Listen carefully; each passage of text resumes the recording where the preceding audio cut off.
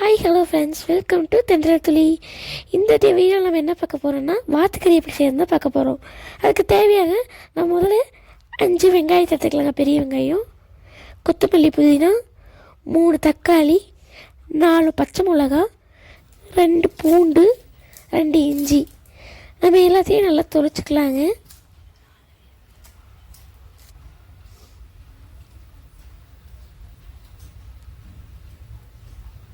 இஞ்சி நல்லா சுரண்டியாச்சு. அடுத்தபடியாக நம்ம பூண்டு எல்லாத்தையும் இது பண்ணணுங்க.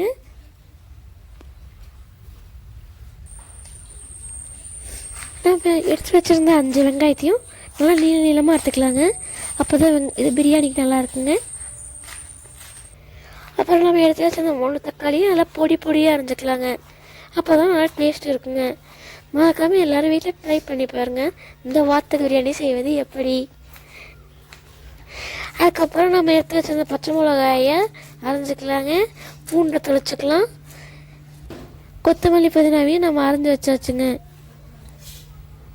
நீங்களே பாருங்கள்.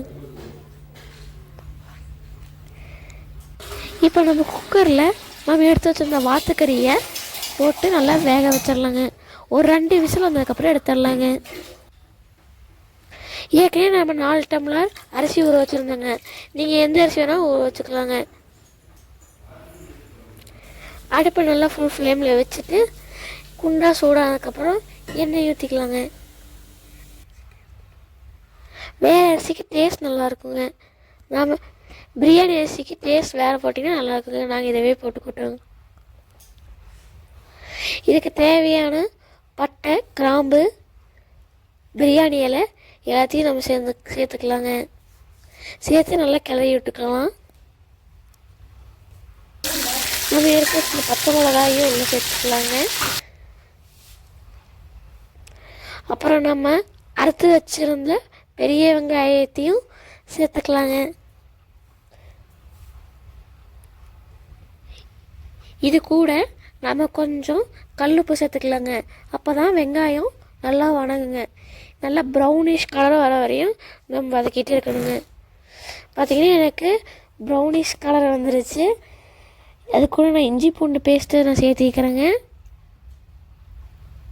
நான் ஏற்கனவே தொலைச்சி வச்சிருந்த இஞ்சி பூண்டு பேஸ்ட்டில் உள்ளே சேர்த்திட்டேங்க.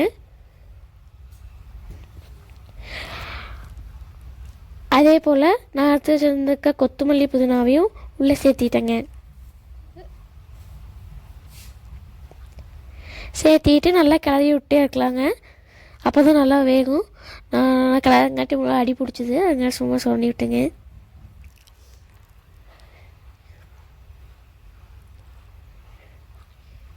பிரியாணி தேவையான பிரியாணி மசாலா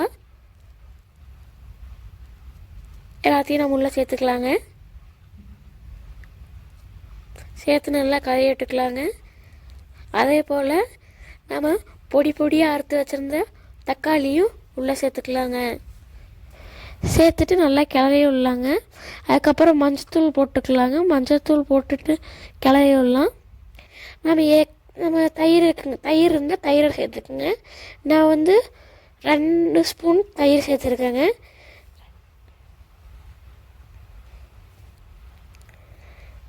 நீங்களும் சேர்த்துக்குங்க. இதை கிட்ட எருமாட்டு தயிருங்க. இது நல்லா வணங்கிடுச்சுங்க. வணங்கினங்காட்டி நம்ம ஏற்கனவே வேக வச்சுருந்தோம் இல்லைங்களா, அந்த வாத்துக்கறி எடுத்து இதில் சேர்த்துக்கலாங்க.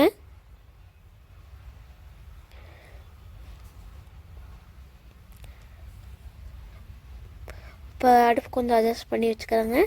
அடுப்பு கொஞ்சம் அட்ஜஸ்ட் பண்ணி வச்சுட்டு நம்ம ஏற்கனவே ஊற வச்சுருந்த 4 டம்ளர் அரிசி இருக்கு இல்லைங்க, அதை எடுத்து நம்ம சேர்த்துக்கலாங்க. நீங்கள் எந்த அரிசி வேணால் யூஸ் பண்ணிக்கலாங்க. நாங்கள் இந்த அரிசி யூஸ் பண்ணிக்கிறோங்க. நீங்கள் பிரியாணி அரிசி கூட யூஸ் பண்ணிக்கலாம். இது நல்லா நாங்கள் போட்டு கிளறி விட்றோங்க. உங்கள்கிட்ட பாசுமதி ரைஸ் அதெல்லாம் இருந்துச்சுன்னா அதெல்லாம் சேர்த்துக்கிட்டேன். நல்லா கிளறி விட்டுட்டு நம்ம இந்த கறியை வேக வச்சோம் இல்லைங்களா, அந்த தண்ணியை எடுத்து நம்ம இது கூட சேர்த்துக்கலாங்க. டேஸ்ட் நல்லா அப்போ கிடைக்கும். நீங்களே பாருங்கள் எவ்வளோ கலராக இருக்குன்னு. நாங்கள் ஒரு கிளறி விடுறோம் பாருங்க. இப்போ நம்ம அடுப்பை க்ளோஸ் பண்ணி வச்சிடலாங்க. ஏன் க்ளோஸ் பண்ணி வச்சுட்டு கொஞ்ச நேரம் கழிச்சு வந்து பார்க்கலாங்க. எவ்வளோ இருந்திருக்கு என்னென்னு பார்க்கலாம். க்ளோஸ் பண்ணிடலாம். பார்த்தீங்களா, க்ளோஸ் பண்ணியாச்சு. நீங்களும் மறக்காமல் இதே மாதிரி ட்ரை பண்ணி பாருங்கள். இப்போ உங்கள்கிட்ட லெமன் இருந்தால் லெமன் சேர்த்துக்குங்க. அதிகமாகவும் சேர்க்கக்கூடாதுங்க, கம்மியாகவும் சேர்க்கக்கூடாது, அளவாக கொஞ்சம் சேர்த்துக்கலாங்க.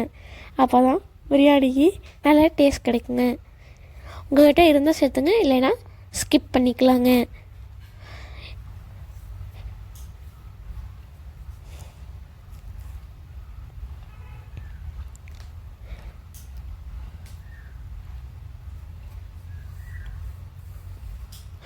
நம்ம சேனல் பார்த்து எல்லாம் லைக் பண்ணுங்கள், ஷேர் பண்ணுங்கள், சப்ஸ்கிரைப் பண்ணுங்கள்.